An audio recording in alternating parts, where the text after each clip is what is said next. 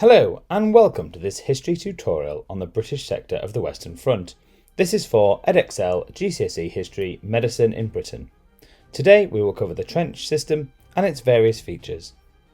Between 1914 and 1918, the Allies, Britain, France and Belgium fought the German Imperial Army in Belgium and France. The area where this fighting happened was called the Western Front. In the autumn of 1914, the Germans and the Allies realised that they could not beat each other outright, and instead of retreating, both sides built a line of trenches that stretched from northern France to the coast of Belgium. These trench systems were further developed during the war, but their position did not really change. Basic trenches were built in 1914, but during 1915 these started becoming more complex. Trenches were easier to defend than attack and were designed to protect soldiers from attacks. The trenches were typically dug 2.5 metres and the upper levels were fortified with sandbags. The trench system was organised in parallel lines, and according to one 1916 training manual, the ideal was that the trenches were built in 3 parallel lines. Firstly, there was the front line trench. This was where attacks would be made from. They had zigzag sections, and this was done so that enemy infantry could not fire along the trench, and it also contained shell explosions from shells in small areas.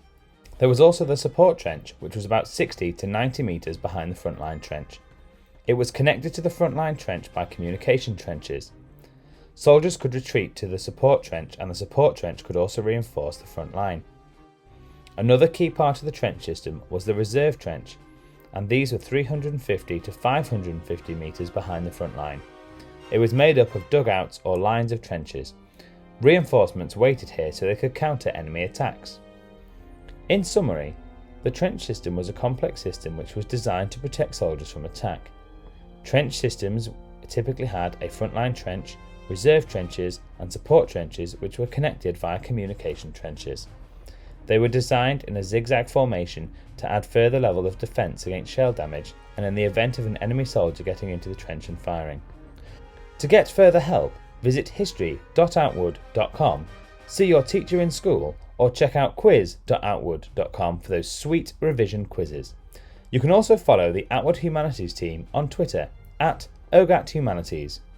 Until next time, that was a little bit of history.